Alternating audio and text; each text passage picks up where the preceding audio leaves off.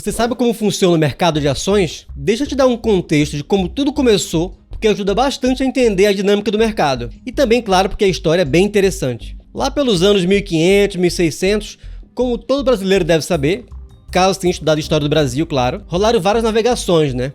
Inclusive, em uma delas, o Brasil foi descoberto / invadido, enfim, não vou entrar nesse mérito aqui. E nessa época, tinha uma companhia chamada Dutch East India Company, que começou uma espécie de financiamento para viabilizar essas expedições marítimas. Mas essas grandes navegações eram bastante caras. Por isso, eles resolveram vender participação nos lucros em troca de dinheiro para financiar a navegação. E eles venderam essas participações para pessoas mesmo. Ou seja, eles ofereciam esse direito de participação nos lucros para as pessoas em troca de dinheiro para viabilizar a empreitada. Bem, a coisa deu certo, deu bom para a companhia, que conseguiu fazer expedições que antes não conseguia fazer e conseguiu lucrar bastante. Deu certo também para os investidores, que ganharam uma parte do lucro. E aí, como foi dando bom, eles continuaram a vender essas participações em vários lugares.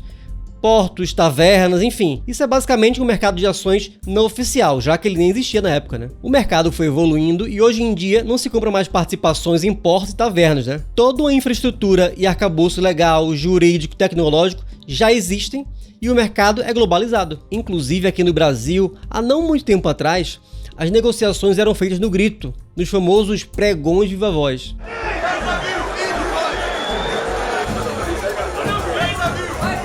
Hoje em dia, isso já virou folclore, né? E qualquer pessoa já consegue comprar e vender no mercado de ações usando somente o celular. Mas não se engane, a premissa é a mesma. Você compra um pedaço da empresa e a empresa usa esse dinheiro para financiar projetos, operação, enfim. É para isso que serve o mercado de capitais hoje e é para isso que ele serviu também quando ele foi quase que inventado nas navegações, né? 1500, 1600. A partir dessa possibilidade que foi criada, milhões de empresas vêm pegando recursos de investidores em troca de participação para financiar os seus negócios. Pode ser dinheiro para financiar uma expansão, para abrir uma nova fábrica de automóveis, ou até mesmo para lançar um produto. Cada empresa define e explica bem como vai usar os recursos. Tá, mas como é que funciona hoje na prática? Uma empresa que já existe decide que precisa de dinheiro para crescer, investir no projeto, enfim. E aí, das várias possibilidades de financiamento que ela tem, como por exemplo, um empréstimo no banco, eles podem decidir também realizar um IPO, que é uma oferta pública inicial, ou seja, eles podem abrir capital na bolsa. Para isso, eles contratam uma equipe do mercado financeiro que vai fazer o meio de campo e, claro, cobrar um valor por isso, né? Para dar um exemplo, teve o IPO da XP em dezembro de 2019, que captou 2,25 bilhões de dólares e elevou o valor de mercado da empresa para 14,9 bilhões de dólares. Tem também a Enjoei, que é uma empresa de comércio eletrônico para venda de produtos usados. E eles levantaram 1,13 bilhões de reais no seu IPO. E isso avaliou a empresa em cerca de 2 bilhões de reais. Para ter uma ideia de valores, quem coordenou esse IPO foi o BTG, junto com Bradesco, JP Morgan, XP e UBS. E para coordenar tudo isso, o custo foi algo como 5,6% a 5,8% do total da oferta, o que nesse caso custou algo como 70 a 85 milhões. E claro, não à toa, as empresas procuram fazer um IPO quando o mercado está favorável, está otimista. Uma coisa que acontece 99% das vezes é que a empresa ela é maquiada, com muitas aspas, mas não no sentido de fraude, mas sim no sentido de que algumas coisas geralmente são feitas para que os números da empresa soem mais bonito aos ouvidos, sabe? Digamos que ela é meio que embelezada. Sabe quando você vai vender um carro e dá aquela lavagem nele, insere o capô, passa pretinho no pneu? É mais ou menos a mesma coisa. Bem, após feito o IPO, a empresa finalmente entrou na bolsa e as ações dela já podem ser negociadas livremente. Se você não comprou a ação da empresa durante o processo de IPO, inclusive, participar de IPO é algo que eu fortemente não recomendo, mas isso eu falo em outro vídeo. Você pode comprar facilmente a ação ao preço que ela estiver sendo negociada no momento. E é importante falar que cada investidor que compra uma ação se torna dono de um pedaço da empresa. E uma ação é a menor porção de uma empresa. Bem, feito o IPO, a partir daí o preço da ação fica à mercê do mercado. Se a empresa tiver boa expectativa de crescimento, a ação tende a valorizar.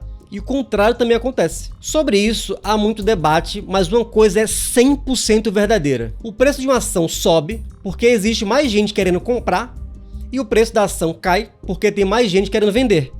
Ponto. Isso é uma verdade. E como é que funciona essa compra e venda de ação, né? Eu vou explicar no detalhe, vê só. As negociações de ações funcionam como uma espécie de duas filas. A gente tem a fila de quem quer comprar e tem a fila de quem quer vender. Na fila de quem quer comprar, quem está disposto a pagar mais fica na frente da fila.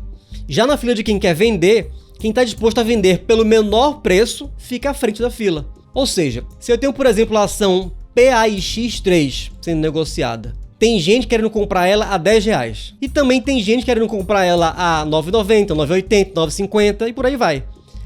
Quem quer pagar R$10 fica na frente da fila, porque ele paga mais. Já do outro lado, tem gente querendo vender a mesma ação a R$ 10,20, a R$ 10,50, a R$ 11. O que quer vender a R$ 10,20 fica na frente da fila, porque ele quer vender mais barato. Mas aqui não tem negócio. Tem alguém querendo comprar a no máximo R$10 e tem alguém querendo vender a no mínimo R$ 10,20. O negócio só acontece quando um lado cede. Quando algum dos lados resolve falar assim, ok, eu pago o valor que está pedindo. Daí finalmente o negócio acontece e a fila vai seguindo. E aí, o preço da ação sobe quando tem mais demanda de compra do que de venda disponível. Daí o comprador, quando ele resolve comprar, ele compra o preço que está sendo oferecido na venda e ele vai avançando no que a gente chama de book de ofertas. Quando uma ação se valoriza, quem possui ela acaba vendo o patrimônio se valorizar também. Já a empresa da ação também tem o seu valor de mercado, o chamado market cap, aumentado. E essa dinâmica de preço, ou seja, o apetite pela compra e pela venda das ações, ele é influenciado por vários fatores. Resultado da empresa, que pode melhorar ou piorar dependendo da receita, custo, dívida, enfim.